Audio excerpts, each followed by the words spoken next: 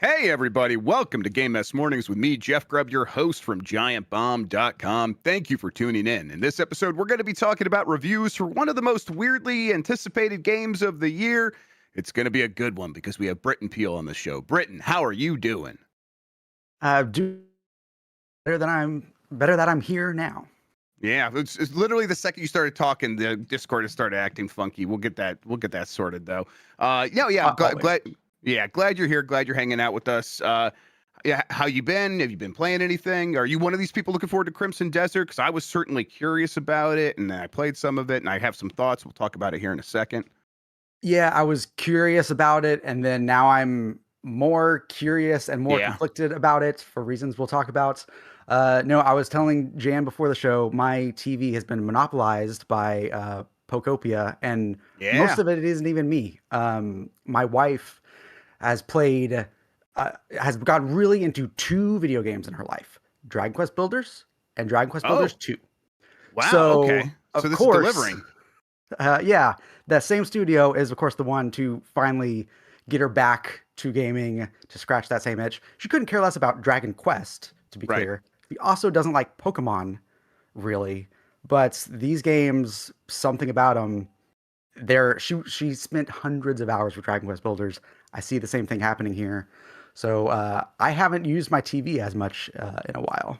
That's no that this feels like that game. The game that just like some people see it and it clicks immediately for them, and that audience is huge. It feels similar to The Sims and Minecraft, and just that there are people who are going to be into this type of game, and that includes a lot of people who play all kinds of games like myself. I've continued to really enjoy it. It's the game I want to be playing the most right now. So yeah, Pocopia is very, very satisfying, very well made. It's just, yeah, I think it's considerate. Like they just know everything that they're trying to do and how to make that both deep but easy to get into, and the least intimidating version of itself that it can possibly be. I'm continually impressed by that game. A little Totally. bit less so, with Crimson Desert, but we'll talk about that in a second.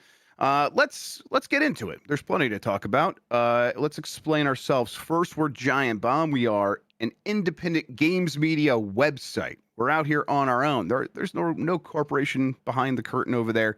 It's just us and then you and your support. If you go to giantbomb.com/join and become a premium member, you can ensure that we can continue to be operating out here as independent games media, representing your interest and doing cool stuff that you are into and that we're into. We really appreciate everyone who has supported us. It means the world. If you want to join those ranks, it's going to get you ad-free episodes of all of our shows. It's going to get you a lot of cool bonus content that we're working on right now. 9 Lives of Mr. Mistopheles, Titter. We got more stuff in the works. Show up at PAX. We may have more to say. Who knows? It's going to be a good time. We have put out that PAX schedule, by the way, if you're wondering, like, hey, okay, great. You guys keep talking about PAX. What's going on there? You can find it on the website. You can find it on our socials. There's a post on Reddit about it. You can find all the details about exactly when we'll be at PAX.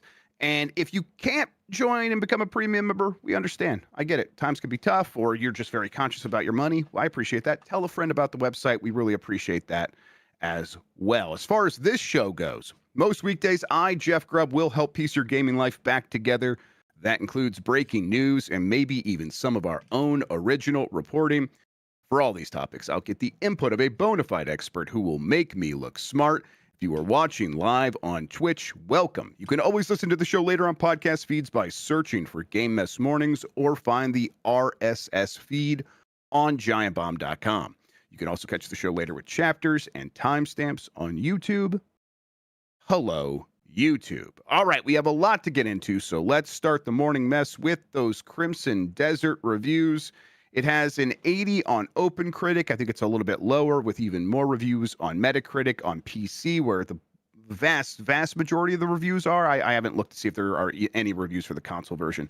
Doesn't seem like it. Seems fairly optimized for PC, though, so it's not exactly a Cyberpunk situation or anything like that. But we can definitely talk about the expectations here versus this final score. I think this game is going to be liked by many. It's a big game that has a lot to explore.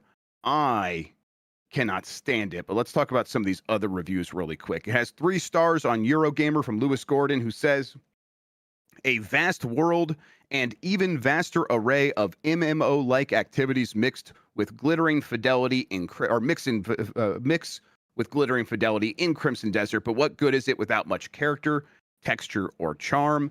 I think charmless is definitely a fair way of describing this game.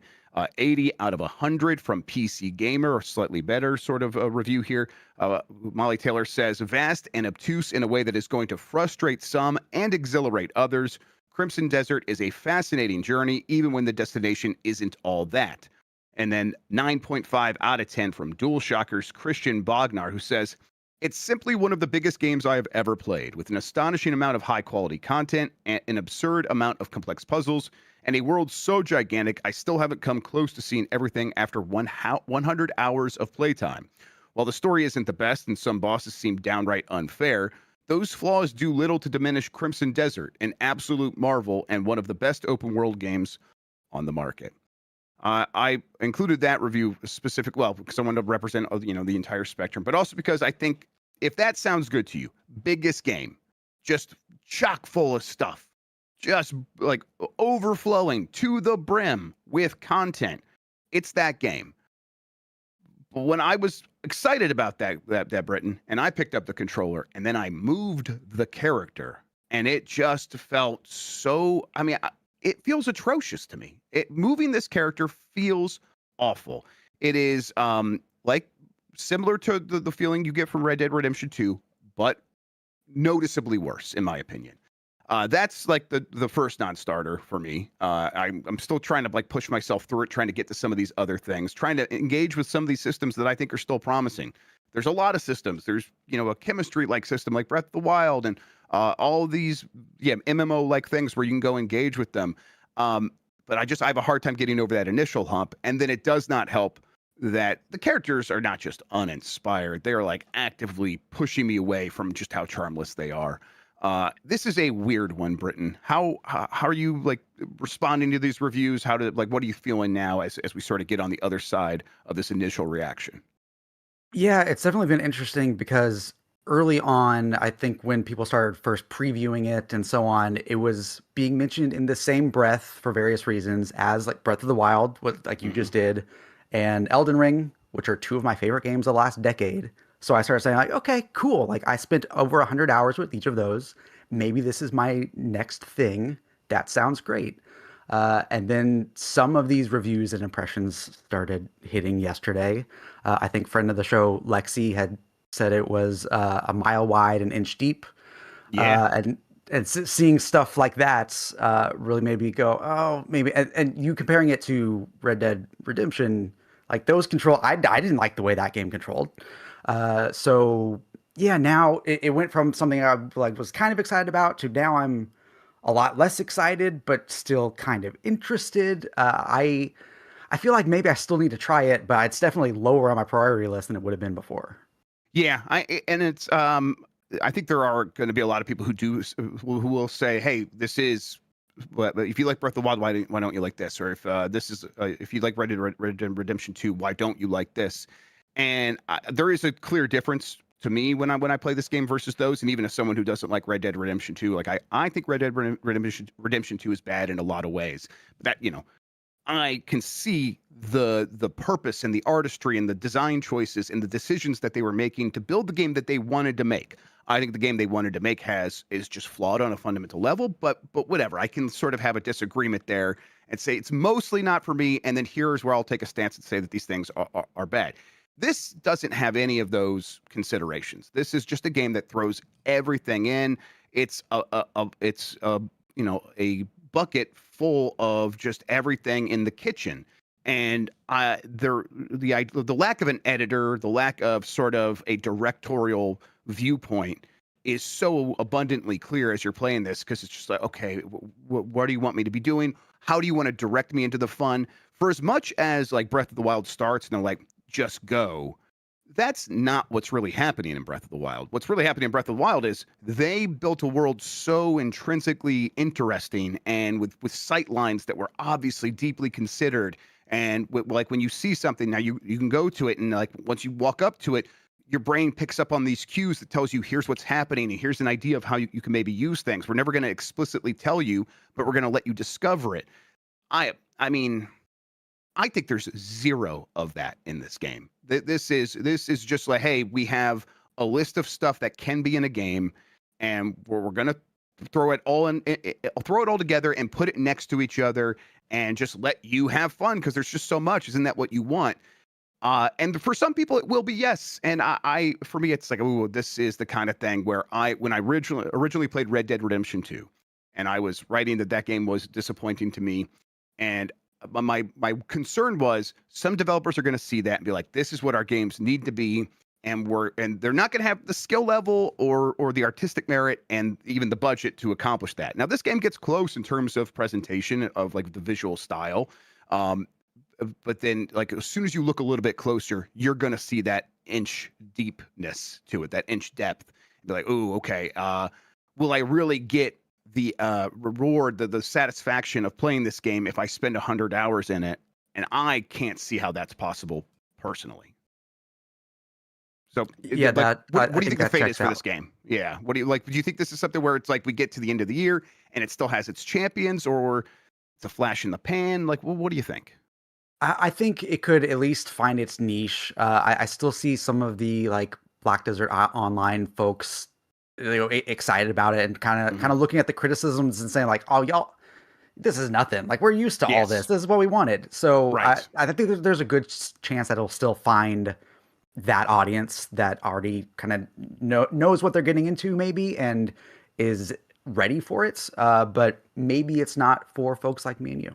Yeah, it's certainly not for me. I would pick up a game like Kingdom Come Deliverance 2 before this. I would pick up Dragon's Dogma 2 before this, for sure. I also think that 80 Open Critic, it's going to go down, I think, as more reviews come out, because it's going to get more attention and people will check it out. And I think it's probably going to drop a little bit. It's already like 78 or 77 on Metacritic. I also wonder, because you mentioned not seeing any console reviews. I don't know that anybody has played the console versions. Have they? I don't think they have. Yeah, I don't think there were any console reviews. It was all PC.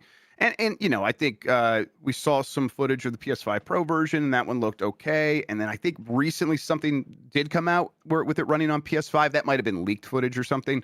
It is probably going to run noticeably worse on those consoles, but the game's problems are just not going to be its performance. It is just fundamental to how it was designed and how it was, or the lack of design. And again, that's not going to bother everybody, but it certainly bothered me. We're gonna still have Mike play this. He's gonna do a launch look, as it's colloquially called. We're gonna probably try to get a quick look together, because I want to show off some of the issues of the game while talking about it. But yeah, we're working on all that, everybody. It's just a weird one. It caught on with a wider audience. I've had a lot of people that don't ask me about a lot of video games asking me about that, and that's something I've heard a lot from a lot of other people in our space, that this is one of those that sort of broke containment. I would like to sort of trace that back and understand how that happened. And I do think a lot of that comes down to it like sort of passed the Pepsi challenge in a social sense, where when you see this game in clips online, it is very easy to go, oh wait, what is that? What is happening there? Because your imagination fills in the gaps, and you're okay. If it works like that, maybe it has this, and it works like that, and it feels good to play, and all this stuff. But I'm still surprised that was enough to like really make this game just burst out. And maybe, is there like a huge Black Desert Online community like powering that, or because it felt like it came from somewhere else? I don't know. Do you have any insight into that, Britton? I don't, but you're making me wonder if this will crack into my TikTok algorithm, because the last like really huge hits, like Baldur's Gate 3, Breath of the Wild, now Pokopia, all those like big games that broke out to mainstream success, have landed and flooded on my TikTok algorithm. Mm-hmm. So if I see this game there, then maybe we'll have something. Yeah. It's been like kind of interesting to be thinking about this game recently, because it's my work is playing games and talking about games, and when I talk about a lot of other things that require artistry, like food or something, I'm far less precious about my meals and stuff like that. And that's because I'm gonna have breakfast and then I'm gonna have lunch. I eat 3 times a day, and so another meal's coming right around the corner. They do feel kind of disposable for me. So eating some junk from a gas station is just yeah, sure, I'll do that, because then the next meal can be the special meal, or I can have a great meal next week. I know I'm going to have another great meal in my life. That's fine. Video games feel a little bit different to me, even as someone who really likes bad games. After Blight Club, I've really realized that there's something special about a very bad game. This is not that. This is just sort of like, what is this? But when something like this, where it's hundreds of hours long potentially, and if it's expensive, like it's a full price game, it's just hard for me to like go into this and be like, hey, there are people like pouring their lives into video games to make them these perfectly functioning, smartly crafted pieces of art. People who have spent their entire lives thinking about this stuff. And it's hard not to appreciate that versus something like this that does just, I mean, we use it all the time, but it feels like a bucket of slop. It does feel slop. Again, I recognize that this is my perspective, and I think there's gonna be a lot of people who do find a lot to enjoy from this game. I just don't get it. That's all there is to it. All right, let's keep going here. Reports: Sony is planning to ditch PlayStation Network as a brand. This is from John Walker at Kotaku. Insider Gaming is reporting that it's seen emailed plans by Sony to abandon the PlayStation Network and PSN brands by the end of summer. According to the report, by September 2026, PSN will become a thing of the past in what's described as a purely visual change. It seems this is primarily an exercise in tidying up, trying to remove one of PlayStation's many brands that perhaps don't really make a lot of sense to customers anymore. The PlayStation Network is the term used for Sony's online gaming offerings, including the PlayStation Store, first used in 2006 for the PlayStation 3, before spreading across a range of Sony hardware, and what it was used to distinguish between the activities that took place using the internet rather than what was just stuck on a Blu-ray disc in a drive. Today, it's honestly a bit of a confusing delineation in a gaming world where pretty much everything is online in some form, and the distinction is barely perceivable. To me, I think that's a fair description of what's happening here. This is probably happening. At a certain point, PlayStation Network is just PlayStation. Like, that is what PlayStation is. You go turn on your PlayStation, you're like, okay, I'm going to see what's on PlayStation Network or see what's on the store. And all the features that happen on PSN are just all of the features you use to get the most out of your PlayStation experience. That said, I mean, I don't know if getting rid of it is what does it even accomplish? I guess it simplifies things a little bit, maybe, Britton. But what do you think they're trying to do by sort of removing that language? Yeah, I think simplification is part of it. I do wonder how many behind the scenes, like, weird trademark things or URLs where somebody's just like looking at a spreadsheet saying like, well, if we got rid of this, we don't need these 5 little things that no one pays attention to Yeah. anymore. So the answer could be really boring. I do think it's interesting. Usually when there's some sort of change like this, you're changing from one thing to another thing. Like, you're changing from Nintendo Wi-Fi Network, which is a very bad name, to Right. Nintendo Online, whatever. So the idea of just saying like, well, we're just not going to do it anymore. That's the interesting thing to me, is that I guess maybe they'll lean more into the PlayStation Plus name of saying like, oh, to play online, you still need this Plus account. And so maybe that's part of why you need to simplify is, well, we've already got a bunch of things with the PlayStation name on them. Let's have one less and worry about it less. Yeah. But yeah, I kind of lean towards the idea that it's a boring answer, to be honest. Yeah. And for me, it's like, okay, I saw the utility of having something called PlayStation Network, in that you need PlayStation Network to play games online like that. And then therefore, PlayStation Network is something you're going to have to acquire, and it has a cost. So you need to buy PlayStation Network so you can play Call of Duty online.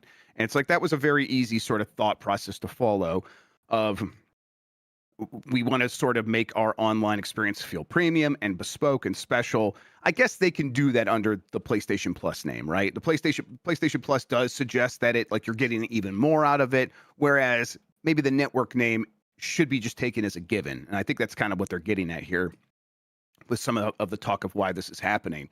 And yet, like, I don't know, network being a given, online multiplayer is not a given. That is still going to be behind a premium paywall.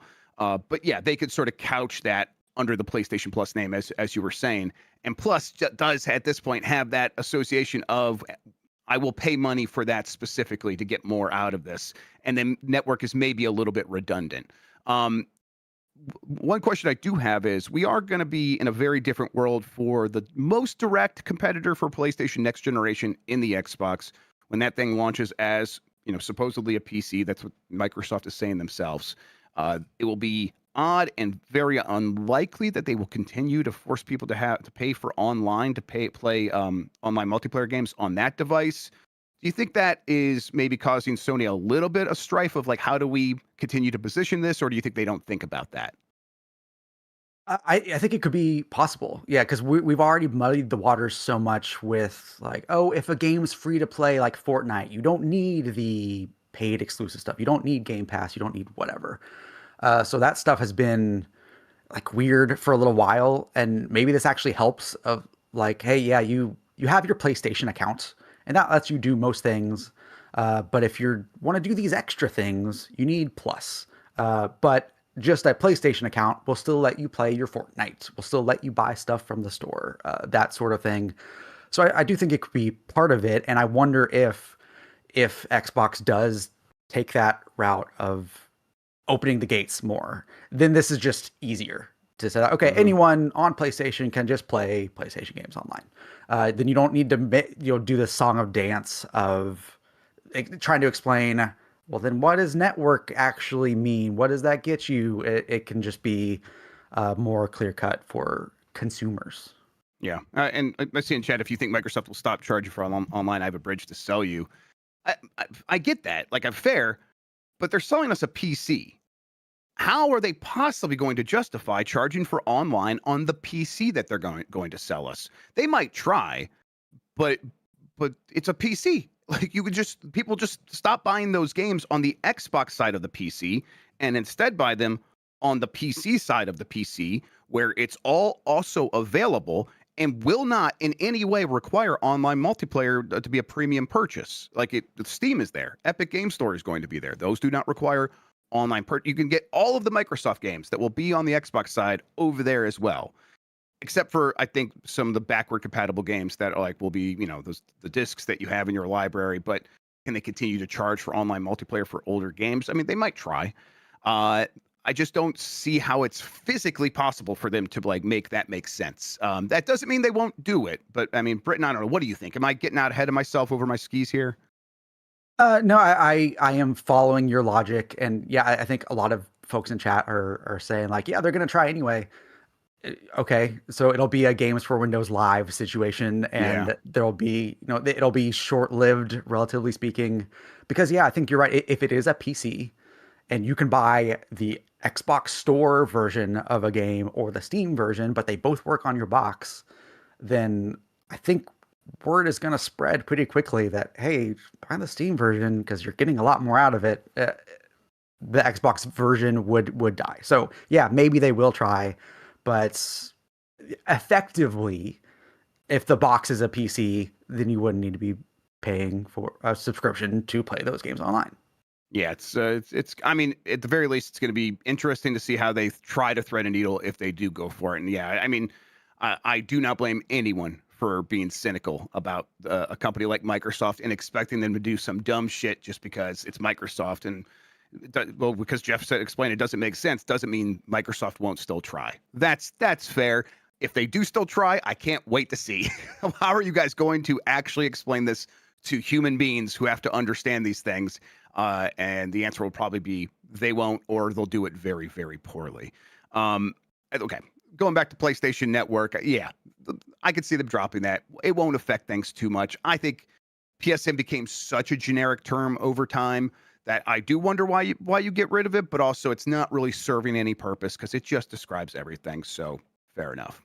Yeah, I saw some folks with a little bit of nostalgia just for the name, especially the early days of like PS3. Like, oh, you have PlayStation Network games that are, Yeah. it's like the Xbox Live Arcade thing. Yes. Of it meant a certain thing for a certain amount of time to people. Even Xbox Live Gold, like similar, right? Right.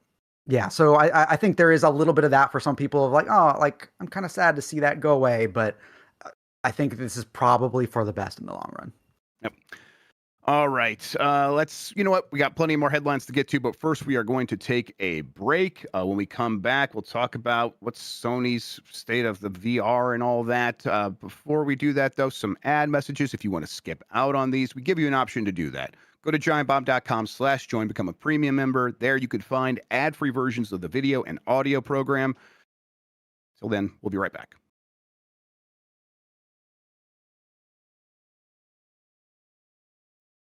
All right, we're back with Game Mess Mornings. I'm Jeff Grubb. That's Britton Peele. Let's continue right along here. Sony is quietly shutting down one of the two PlayStation VR2 exclusives that it published.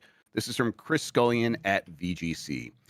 Sony is quietly shutting down one of the two PlayStation VR2 exclusives that it published. Firewall Ultra was released in August 2023, 6 months after the launch of the PlayStation VR2 virtual reality headset for PlayStation 5. It has now been announced that the game will be closing down, but has chosen to do so by updating a 3-year-old blog post. Rather than publishing a new post on the PlayStation blog announcing the game's shutdown, it has instead updated a post from August 22, 2023, which originally announced the game's launch. A new update on the 3-year-old article reads, "Online features for Firewall Ultra will be terminated and will no longer be available on September 17th, 2026. It adds, as you must be online to play this title, the game will no longer be playable starting September 17th, 2026 at 10 a.m. Pacific Daylight Savings Time." Yeah, okay. So this felt overdue at this point, honestly. PlayStation VR2 has not felt like a going concern for quite some time.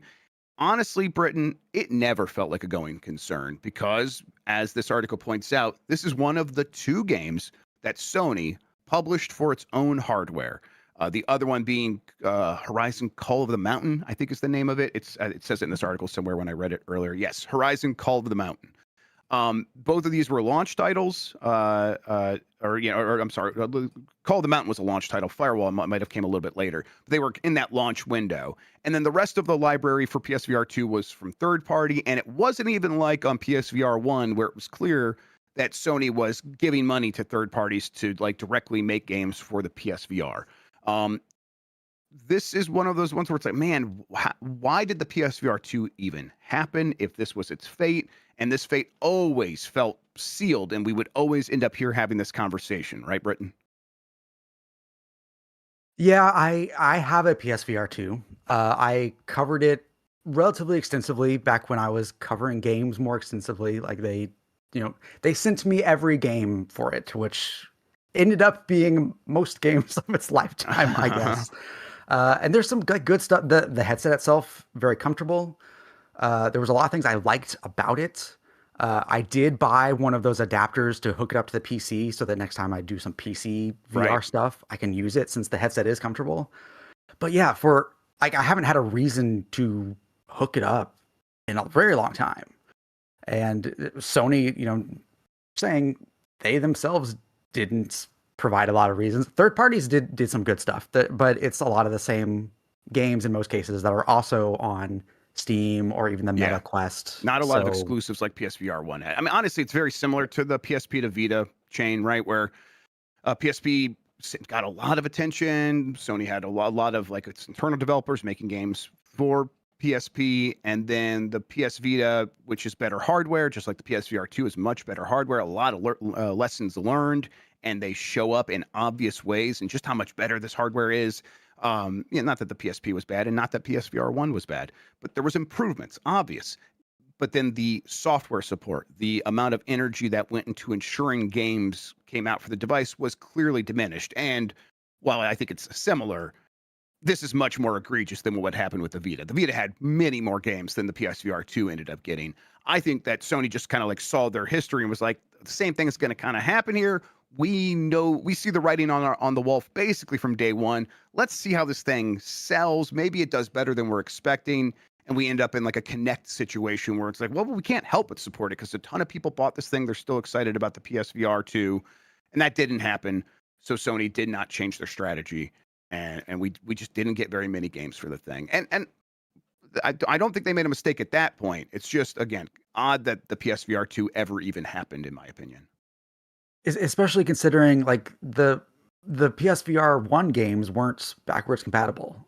So you're really Right. starting from scratch. Like there was something of a base for PSVR1. There was that great Astrobot game, for Yep. example, that you can't play on your PSVR2. And so hamstringing yourself from the beginning that way. And I know there were technical reasons for it. I feel for those hardware and software developers because that there were probably tricky problems there. But it does, yeah, make the case harder for why did this happen, even though the hardware itself was solid. Yeah. There's a PSVR1 game that I always bring up that I always want to try, and I never did, and I still want to go back to it. And I can't remember the name. Chat, maybe you can help me out. It's one where you sit and you hold the DualShock controller, and you could see the DualShock controller in the VR, and it's basically, but it turns into like these handcuffs on your hands, and it becomes like a puzzle box that you need to solve by doing different things to the controller. And it was, Lort VR is a good guess, Rich Bad at game, but it's not Lort this time. And it's like this idea of like, oh yeah, you could kind of move the thing around and see the different aspects of this device that is wrapped in your hands. It was this really cool thing, and I played it at a show, and I always meant to like come home and stream it. I would like to do that, but I want to do it. I wish the PSVR games had that support for like a virtual camera from a third person perspective, and I could sort of superimpose myself into the image so people can kind of like see me messing around with it. But it's not a PC game, so it doesn't work that way. Static is correct. That's it, everybody. Thank you very much. Maybe I could still make that happen sometime. All right, so let's see here. Next story. Let me get back over to the doc. Lego Party reveals 1.4.0 update with bonus bricks and more. This is from Nintendo Everything, and you might have heard about this if you've been paying attention to Giant Bomb, where we played this on Monday night. I went over to Mike's house and tried this out, but it's officially here now. This update is coming soon. Add some new features. A few new elements are included. For instance, now players can add bonus bricks to the end of the challenge zones, which is the basic Mario Party style mode. There's also new 2v2 versions of several of the mini games. They like just the one or the all free for all versions of those games still exist, like Graffiti, where you run around and kind of it's a Splatoon style game. Well, now they added a 2v2 version of that, so there are more 2v2 things, and I think they increased the opportunities to end up in these 2v2 battles. I think this is an excellent update. The bonus bricks is handled so well, just like everything in Lego Party versus Mario Party, where it's not just randomly selected. Instead, they give you 3 random options and then a real random option. But the 3 random options are like, if you choose this one, if you want a bonus brick to go to the person who jumped the most in this particular mini game that we played earlier in the match. And if you have a good sense that you're the one that did that, like I did, you try to convince everyone in the 10 seconds that you have, oh, we should vote for that one. Because these other ones, who knows, but let's go vote for that one. And if you get 2 people to go over there and the other people go to something else, there's a good chance you're going to get that brick. It's such a smart way to do things. Britton, I want to live in the world where Lego Party is appropriately appreciated for just how good of a game it is. Every time I play it, I have a good time. It is one of my favorite games of all time. Like it's going in my top 100 games of all time for sure. I love it that much, and it's cool to see them address this very specific thing that was the game's biggest weakness, which is you would get to the end of one of these longer matches. You play for an hour, you could play for an hour and a half, maybe 2 hours, and by the time you got to the end, you knew who won. This gives the opportunity to have a little bit more drama at that very last moment where it's like, okay, it's close, or that person's very far ahead, but what if the person in second place gets 3 of these bonus bricks, and you could set the bonus bricks from 0 to 12 or something like that. And so if there's 12 bonus bricks, anything can happen. And even if there's 3, anything can happen. And that really adds a ton of fun to the in-game experience there. So big fan of this. Any sort of fun experiences with Lego Party yourself? Is this one that you've tried before?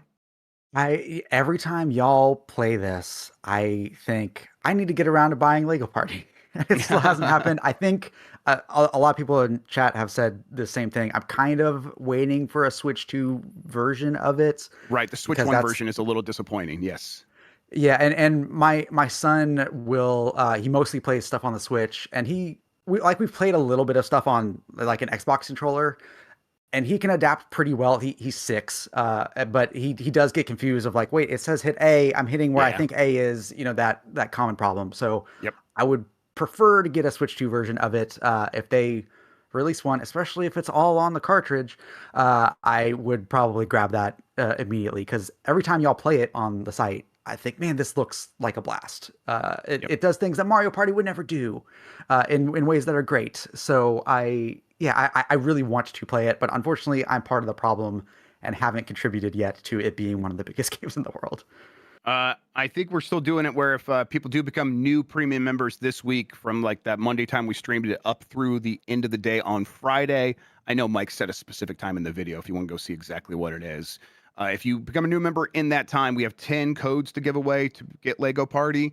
And if you basically don't worry about the platform, whatever platform you want it for, you can just tell us and then we tell them and they're going to give us the code and we give it to you. So there you go. Make it happen, everybody. There's your chance to get Lego Party and also support us at the same time. Okay, Nintendo seems to have improved GameCube emulation on Switch 2. This is something we touched on very briefly yesterday, but now we have a little bit more detail about what's happening here. This comes from Nintendo Everything. It took some time, but it looks like GameCube emulation has been improved on Nintendo Switch 2. Previously, one of the major issues plaguing the service was input lag. Another problem cropping up was analog sensitivity. While latency still isn't where some would like it to be, the first issue has now been addressed. I think they might have swapped that around a little bit. This comes thanks to the latest app update, version 1.6.0. The patch went live with Pokemon XD Gale of Darkness joining the service previously this week. A YouTuber tested out F-Zero GX on Nintendo Switch 2, which has like a little analog testing suite inside of it. And they saw that, like, okay, it now accurately sort of represents where the stick is compared to how it would have felt on a GameCube controller. And this is something that, the input lag, the latency, Britton, some of that is inherent to emulation, and there's not. Hopefully, they could do more for it. There is always more they can do to improve that, but it's a part of me is always like, I'm going to accept a certain amount of input lag with emulation. That is par for the course. The best emulators on the market, for the most part, don't fix that 100%. So Nintendo not fixing that is not some Nintendo problem. The analog sensitivity, you done made Zelda the Wind Waker feel weird. And you're Nintendo, you got to fix that. And this seems like it should address that specific problem, which was a bigger issue, actually. Making that, like, just moving the camera around in Zelda felt so weird that I didn't want to play it. That should not be the case. So seeing that they made this improvement here is a good sign. And it makes me feel better about, the $50 per year I pay for Nintendo Switch Online plus expansion pack. And it's a good sign that Nintendo does pay attention to some of these things and is able to fix them in a somewhat timely manner. How do you feel about it? It does feel like Nintendo has been listening maybe more than usual lately Yeah, because they also, recently it did the Switch 2 like boost mode update thing. So like right. feels like they're looking at some pretty specific complaints people have about their system right now and trying to address it, which is great and almost not Nintendo like. It is funny to me, and I think it's pure coincidence, but it's funny to me that this follows Pokemon, a game that like this stuff doesn't matter nearly as much. When like it would make a lot more sense alongside like F-Zero, where Yep. this stuff matters tremendously. But great that it's happening. Yep. I wonder if there's a world where this stuff is happening. Like you said, it feels like they're listening a little bit more than we're used to. Now, it's not unheard of for Nintendo to address complaints about specific things in its apps and its games. It has done that, but still, it feels like, I don't know, a couple things back to back in a time when there was some questions building up about, hey, well, how do people really feel about the Switch 2, especially if you bought one? Do you feel like you're getting your money's worth? Do you feel happy with that decision? And there were a lot of people vocally saying no. Like, why not just get a Steam Deck with this massive Steam library and a lot of the same games? And it doesn't run quite as well, but it runs well enough, and it has all this amazing support from the community. And it's okay. Yeah, that's one sort of argument. And a lot of other people were just like, I just don't feel the same way about the Switch 2 as I did about the Switch 1. And then Pocopia came along, and it really does feel like that conversation's gone out the window. And I wonder if Nintendo was like, oh, we could have just waited and not done any of this and just released Pocopia. I'm hopeful that they have sort of built up the internal response team to these sorts of issues, and that will just continue alongside releasing games that are a little bit magical, like Pocopia. Nintendo can be notorious for being obtuse and sort of just not listening in general. I hope that this is something that continues. Totally. Xbox's best feature in years just got a huge fix. This is from Ethan Gotch at Kotaku. The Xbox Series X and S didn't come anywhere close to winning this generation of consoles, but it did win the prize for best feature of the new hardware cycle, at least in my heart. Quick Resume remains a novel perk that I now take for granted, just like fast load times. It has one major drawback, however, and Microsoft just announced a fix is finally going into testing. The way Quick Resume works, any game you play and then move on from will remain suspended in the background while you open other apps or play other games. Years into the Xbox Series X and S's life, it now supports having tons of games suspended in the background at the same time, but not every game benefits from this approach. While it's great for single-player games, always online and multiplayer games, which is a lot of games have server connections for whatever reason, but those games frequently get messed up when coming back from the console sleep state. Some games get caught in a weird login error loop or start running into other weird, unpredictable issues, like Minecraft especially is one that's notorious for this. When it comes to games like Minecraft, and they're talking about it right here, it's usually just better to save and quit and then restart from scratch each time you want to play. Well, an upcoming Quick Resume update will let you toggle the feature on for individual games. Quick Resume is one of the most, this is a quote, Quick Resume is one of the most beloved, most loved features on Xbox, but we've heard from you that certain games, it doesn't always deliver the experience you expect, especially after long periods of inactivity. That's from a blog post on the Xbox Wire. With this update, you can disable Quick Resume on a per-game basis to ensure those games always launch fresh. It's a smart way of dealing with it. Long overdue. I think people were pointing out that Major Nelson, remember him? He, has not been at Xbox for quite some time now. He suggested this idea years ago, and it's finally now just happening. But this will solve that issue. And I'll tell you what this makes me hope, Britton, is that this thing is getting attention because Quick Resume is something that they do want to bring to the next Xbox, which is also a PC, and therefore Quick Resume could work on PC as well. I think that could be very messy, but I hope it just works seamlessly because it is the feature that was the best of this generation. Quick Resume was excellent, right? Absolutely. Yeah, I love Quick Resume. I think I played through most of Claire Obscure not ever seeing the title screen because it was technically one session that I just never stopped because the game never closed. There are issues, if the game updates overnight, then you'll find out, oh, it's, I'm back to square one. So you do need to still save your game, stuff like that. But yeah, it overall just super convenient, except those moments where it wasn't, where it was really inconvenient, forcing you to open the game and then quit the game, force quit it, and then start again because this is great. This is a good update. As a product manager person, I sympathize with Major Nelson having recommended this years ago, and then it's only just now happening. That unfortunately is the kind of thing that happens all the time. What would you know but about I'm glad that it's product happening manager? now. Yeah, I'm glad it's happening now, and I share your hope that this is something that could come to PC because I think it's the sort of feature that should be everywhere.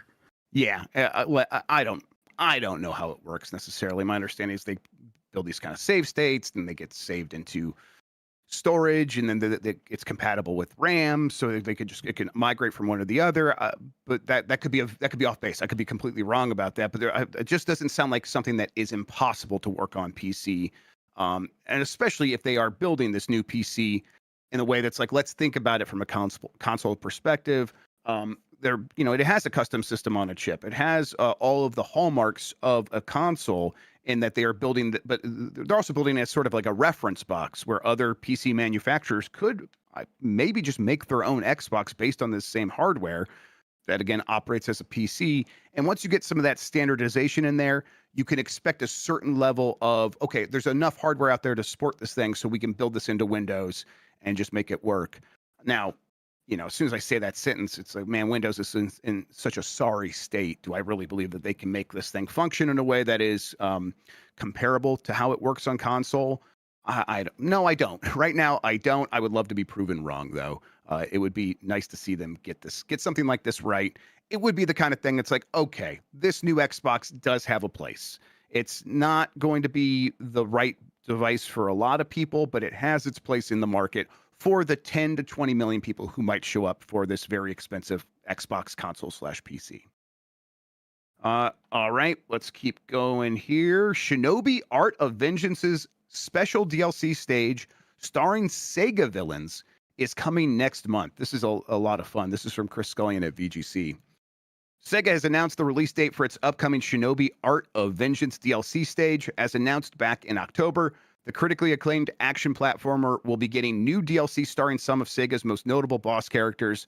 Titled the Sega Villains Stage DLC, it's set to release on April 3rd on all formats: PS5, Xbox, Switch, PC, PS4, Xbox One. Here's a quote. Master of the ninja arts Joe Musashi will face his fiercest battles yet as he takes on 3 legendary Sega foes: the ruthless giant Death Adder from Golden Axe, the Mad Dog of Goro Majima from Yakuza, and the evil genius Dr. Eggman from Sonic the Hedgehog. The DLC description reads, the DLC will consist of 5 new stages, which feature stunning worlds inspired by beloved Sega franchises. It will also include 2 new boss rush modes, 3 new ninpo, which are like the ninja arts things, 3 new outfits for Joe Musashi, 6 new music tracks, which I think this game had Yuzo Koshiro music. If those are new Yuzo Koshiro tracks, let's fucking go. And then there's some like art stuff in there as well. Hey, cool. I think Sega's got a pretty good handle on this thing right now. These kinds of things of leveraging its classic franchises, making new things based on those franchises in a variety of tiers, like a retro throwback like this game. There's a variety of other examples, and then like doing this mashup of its various characters. Like there's the Sonic racing game maybe wasn't quite as good at that as Sonic All-Stars Racing Transformed, but it definitely has some of that, and they continue to add more. I love this sort of thing, especially for something like Shinobi, which never took itself seriously. So why not get silly with it with something like this? Yeah, totally. I think that's, I try to pretend to be like real erudite and sophisticated, but I'm such a sucker for a good crossover. Right. So put Eggman in your ninja game, yeah, I'm there. If you put knights into anything, like fine, I'll buy. It doesn't even matter what it is.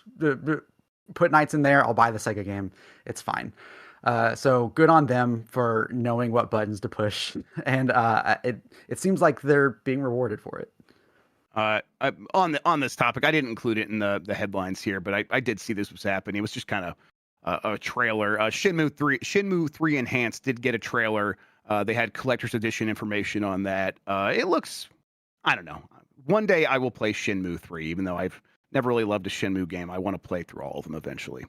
It's going to be on a game key card on Switch too, everybody. So keep that in mind as well. I'm sure that's information that you will want to know. Okay, let's get back over to the headlines. I did include just a couple more stories here. Tomb Raider publisher denies using AI for Lara's outfits, which leaves more questions. This is from John Walker at Kotaku. Earlier this week, we reported on fan reaction to the latest update to the Tomb Raider 1 through 3 remastered collection, in which the game received a new challenge mode, while Lara received a suite of new outfits to wear as rewards. And oh wow, they were bad. Comically bad. So bad, in fact, that one of the remaster's original artists posted on Twitter to distance himself and his colleagues from the dross, which I think is John Walker for shit. Alongside all of this was the suspicion that Jin AI might have been involved in the outfits creations, given just how dreadful they looked. Publisher Aspyr has now finally responded to the claims to insist no AI was used at all, instead stating they were created by, quote, our team of artists. And as John points here, that raises more questions because people were like saying maybe it's AI because it looks so bad. We're kind of hoping it's not human artists. So for Aspire to come out and be like, no, it was our artist that did a shit job, it's pretty rough. There are comparisons of like there was these outfits were promised in promotional material, Britain, and then the final version of them, like there's one example of like sunglasses that she's wearing, and in the promotional material, they look like sunglasses, and in the final product, the like sort of rims of the glasses around the shaded part of the lenses is like bulging and like dripping into the lens itself in a really ugly way. It's questionable how this even sort of happens because the Tomb Raider 1 through 3 remastered games look kind of sharp. They look pretty good, and then this stuff looks sloppy and messy at best. Kind of weird that they're throwing their artists under the bus, in my opinion. What do you think? Yeah, it's a scenario where I could see many possibilities, honestly. Like I could believe that yes, it really was human made, but it was outsourced. I could believe that it was just thrown together. I could believe that it was AI and they're just lying about it. There's all sorts of things here. End of the day, it looks bad. Mm-hmm. That's the bummer of it all. And I think I'm probably guilty of this myself. Honestly, we are in a period where a lot of people want to look at something that is bad and say, well, it's just AI. Sometimes it actually just is just bad. Sometimes it's just So Aspire, right? Aspire's kind of been on one of these tears recently of like, there's been a lot of stories like this out of Aspire over the last several years. totally. But I could also see a scenario where it was given to a human artist. The human artist used AI, didn't tell anybody about it. And so the higher ups say, no, this human made it. And, there's just so many possibilities, which sucks. It Yeah. muddies the waters in ways that are unfortunate. But yeah, it just sucks that it is not great in the first place. Yeah, and I do feel, as this chat says from Maple in our chat, the real big bummer is the publisher hiring an outsourced company to modify a game without the influence of the original developers. What a mess! I mean that sort of scenario isn't unheard of. A lot of times, games will sort of like pass hands, and a new publisher will like shepherd the improvements and make them. I mean, that's what happens with Night Dive, right? Night Dive takes these games and improves them most often without any of the input of the original developers. It just sucks in this situation that it looks so bad that the original developers had to distance themselves and say, "Hey, we had nothing to do with this, and we wouldn't have anything to do with this." Making other people look bad is an unfortunate side effect of not really caring for this in the way that they maybe should have. Okay. Kane Highwind points out that this is another one that I was going to include, but we didn't have enough time. But I can mention it real quick, especially with the date. Sonic Racing Crossworlds DLC with Mega Man is launching March 25th. That is a day after Bacalar's birthday, so I thought it'd be really funny because Mike made us all play something for his birthday. I think it'd be really funny if Mike made us play that for me and Bacalar's birthday next week. So maybe we'll see if that will happen. And then final story here. Once again, Giant Bomb will be at PAX East, everybody. 3 panels. Let's see here. I got all the details. Thank you, Jan, for adding this. Who Wants to Be a Millionaire? Friday, 3:45 p.m. Eastern on the creator stage. That's on the show floor, is my understanding. And then Who Wants to Be a Millionaire returns Saturday at 11:30 a.m. Eastern in the same spot. And then we have our big official Giant Bomb panel with friends Saturday, 4 p.m. Eastern in Albatross. That will be the worst game you can possibly find at PAX East, everybody. And then we'll have some other stuff happening there as well. So it's like a Blight Club Giant Bomb panel all happening together. Yeah, you're not going to want to miss that. Let me give some details about the Who Wants to Be a Millionaire panels. That is not necessarily this is the runs that we've been doing. We're going to be hosting it. But if you want to play, get in the audience and raise your hand. You are going to have the chance to play Who Wants to Be a Millionaire with us hosting that. It's probably going to be the PlayStation 1 version.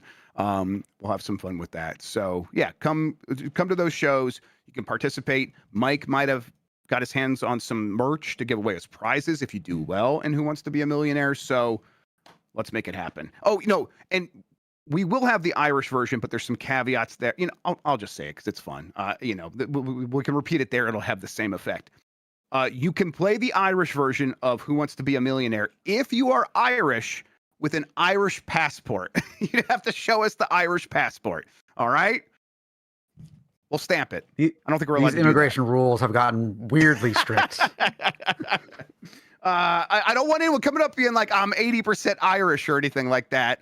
I'll call all of our real Irish friends to yell at you for saying that. You're not allowed to do that anymore. All right. Those are the headlines. Let's get to the poll question from yesterday. I have the results over here. I am refreshing them, though, to make sure we got the freshest updates from yesterday. Did you go back to Street Fighter 6 for Alex? 11% said yes, 39% said no, and 50% said I don't play fighting games.